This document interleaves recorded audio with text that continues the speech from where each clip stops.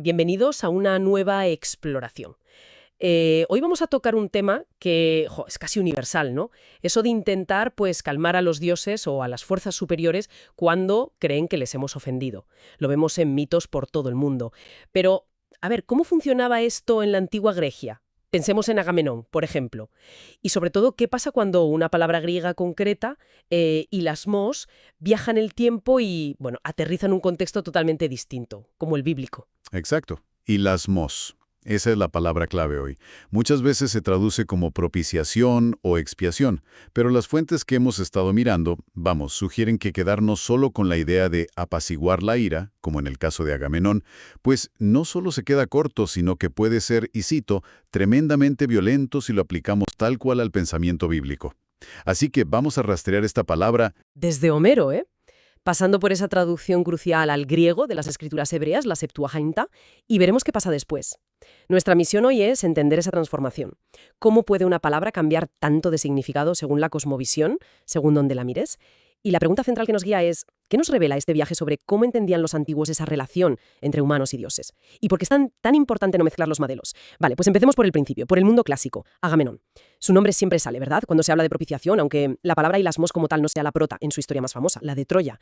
¿Por qué es tan representativo de ese modelo pagano? Pues mira, es que Agamenón, tal como lo cuenta Homero en la Ilíada, es casi el ejemplo del libro, ¿sabes? De esa dinámica de ofensa humana, Dios se enfada, hay que arreglarlo. Del mundo griego arcaico. El canto 1 es clarísimo.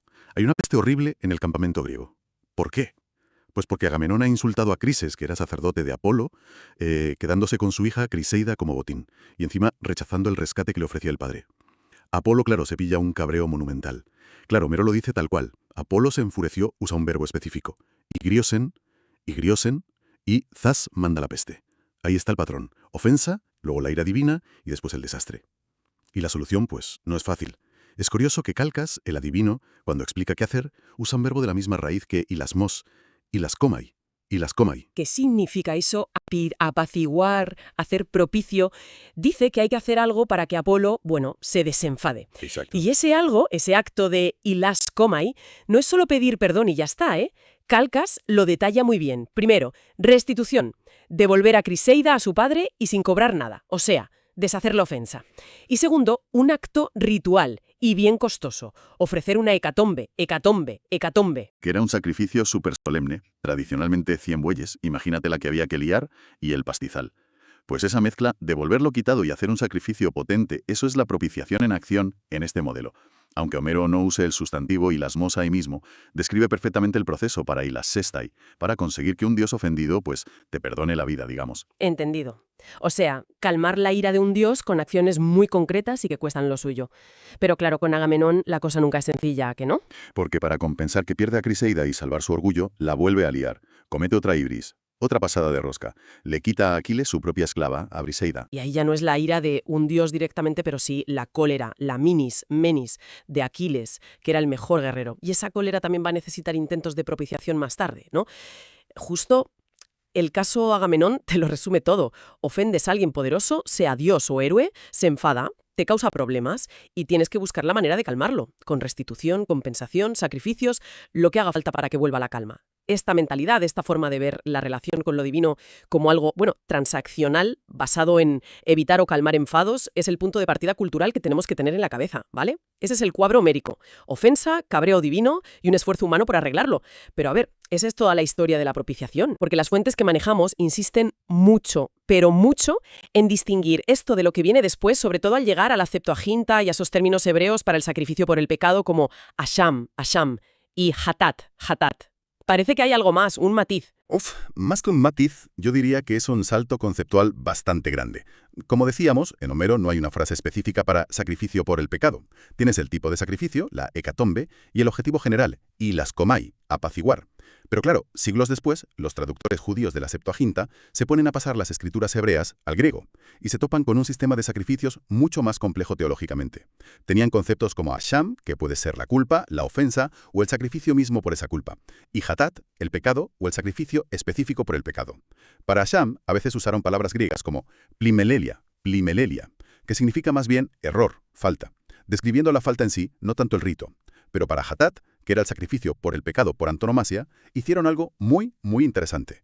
Se inventaron, crearon una expresión técnica que no existía así en griego clásico, peri-amartías. Peri-amartías. Y literalmente es sacrificio concerniente al pecado. Muchas veces ni ponen la palabra sacrificio, zusía, ceisia, pero queda clarísimo que se refieren a un tipo de ofrenda muy específica para lidiar con el pecado, diferente de otros sacrificios de dar gracias o de comunión. El verbo genérico apaciguar.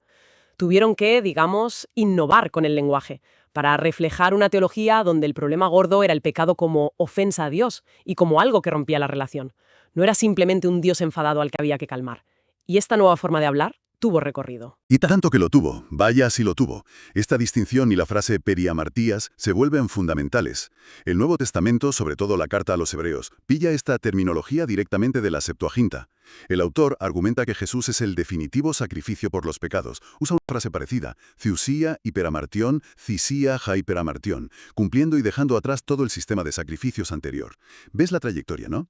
Empezamos con Homero y la idea de apaciguar la ira. Pasamos a la Septuaginta, que introduce la necesidad de tratar específicamente la culpa y el pecado con términos técnicos propios. Y culminamos en Hebreos, que identifica a Cristo como la solución final a ese problema del pecado. Pero espera, que aún hay más miga en la raíz de estas palabras según las fuentes.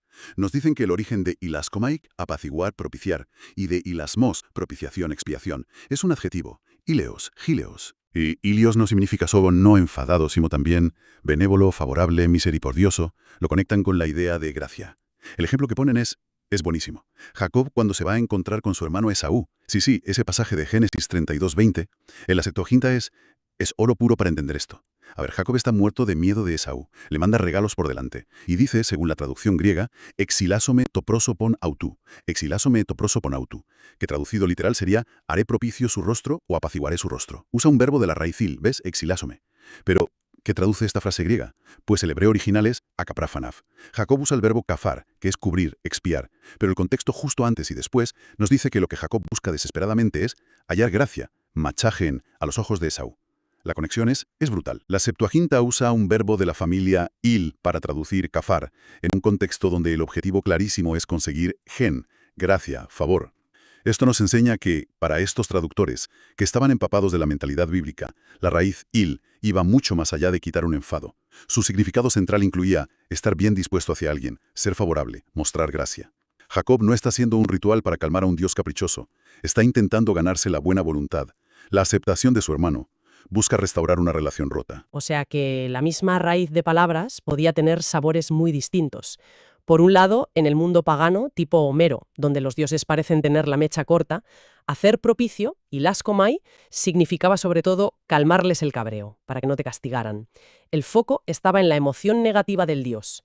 Pero por otro lado, en el contexto de la Septuaginta y luego del Nuevo Testamento, donde se habla de un Dios que por naturaleza tiene misericordia, gesed, y gracia, gen, hacer propicio, ilaskomai, pilla un significado más hondo. Se trata de restaurar la relación que el pecado ha roto, de quitar esa barrera para que el favor y la misericordia, que ya están en Dios, puedan fluir.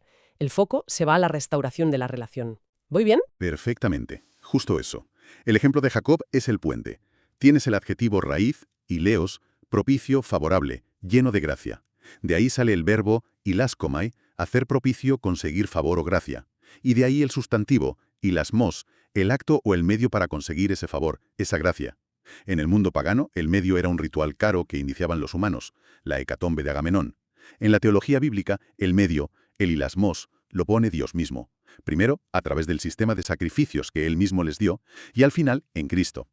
Cuando 1 Juan dice que Jesús es el ilasmos por nuestros pecados, no es solo que calmó una ira abstracta, es que Él es el medio que Dios ha puesto para asegurarnos su favor, su aceptación, quitando de en medio el pecado que nos separaba. El concepto se vuelve totalmente central en Dios y en la relación. Las fuentes también se paran en un ejemplo de texto muy concreto para ver esta diferencia de enfoque. El Salmo 65, versículo 3, que es el 4 en hebreo, y el 64.4 en la Septuaginta. Comparan el texto hebreo con la traducción griega y, las diferencias saltan a la vista. Sí, ese es un caso súper ilustrativo de cómo la Septuaginta a veces, reinterpreta teológicamente al traducir. A ver, el texto hebreo masorético dice algo así como: las palabras cosas de iniquidades, abonot, me han superado. Nuestras transgresiones, peshaeino, tú las expiarás, te caperem. El problema es claramente interno. La carga de la propia culpa es demasiado, ¿sabes? La solución viene de Dios. Él mismo se va a encargar de cubrir o expiar, verbo capar, esas transgresiones. Vale, ahora fíjate en la versión de la Septuaginta. Las palabras de los transgresores, logianomon, logoyanomon, prevalecieron sobre nosotros, y nuestras impiedades, hacebeillas, tú las harás propicias, expiarás, y lase gilase. El cambio es tremendo. El problema ya no son las iniquidades de dentro, sino las palabras de los transgresores, algo de fuera, como la opresión o las mentiras de los malos. Y la solución de Dios se expresa con el verbo ilas comai, en futuro, ilase. Tú harás propicias nuestras impiedades. Vaya cambio, sí. Pasa de Dios cubrirá mi culpa interna a algo como Dios actuará para hacerme aceptable o favorable a pesar de que me atacan desde fuera y de mi propia falta de piedad. ¿Y qué implica esta traducción? ¿Dice algo sobre cómo entendían ellos ilas comai? Exacto. No parece un error sin más, ¿eh? Parece una lectura teológica hecha a propósito, quizás reflejando cómo se sentían los judíos en la diáspora, que a menudo sufrían hostilidad externa. Al usar ilaseo, harás propicio.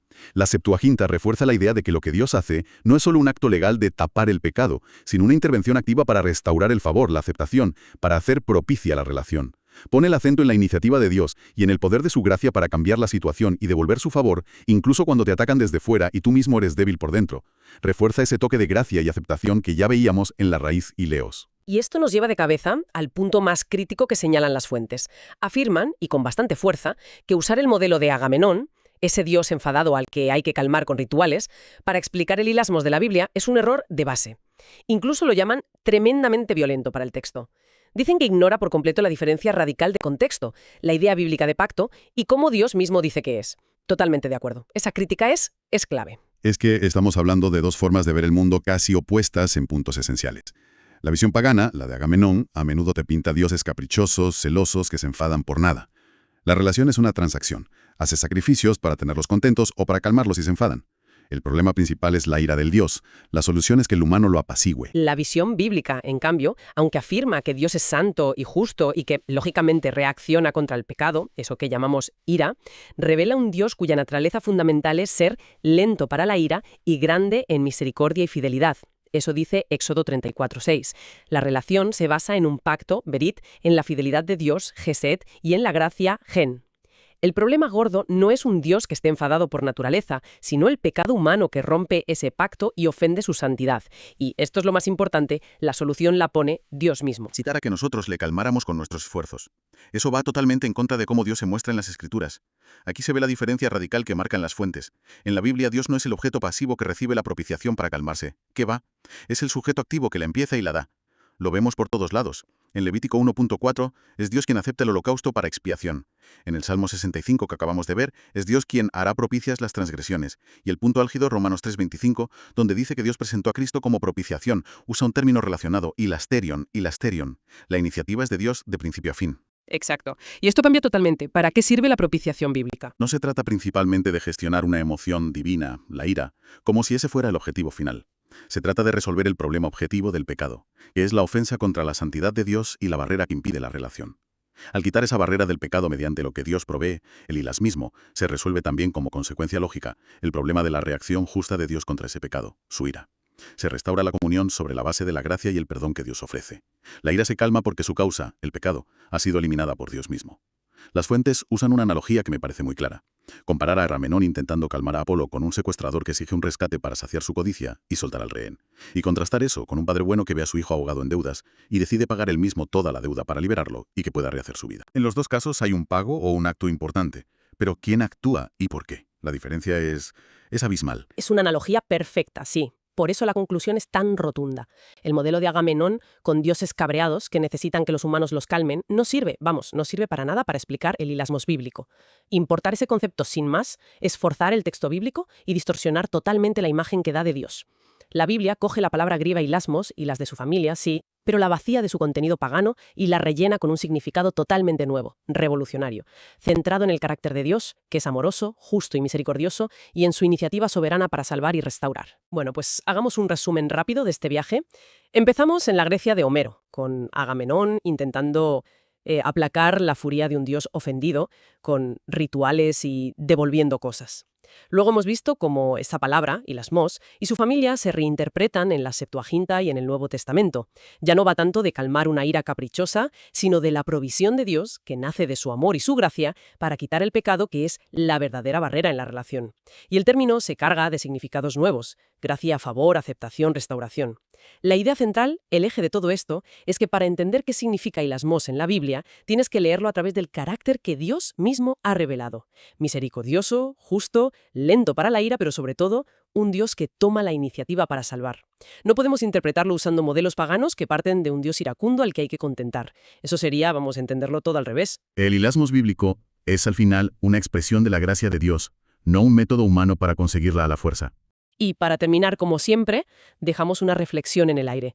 Si el hilasmos bíblico no trata fundamentalmente de cambiarle la opinión a un Dios enfadado, sino de celebrar que Dios mismo ha quitado la barrera del pecado por su propia iniciativa amorosa para restaurar la relación, ¿cómo podría esta perspectiva cambiar la forma en que entendemos o vivimos cosas como la oración, el arrepentimiento o simplemente la vida espiritual del día a día? Quizás el enfoque se desplaza de intentar convencer a Dios a simplemente recibir y vivir en esa reconciliación que Él ya ha ofrecido. Ahí lo dejamos, para darle unas vueltas.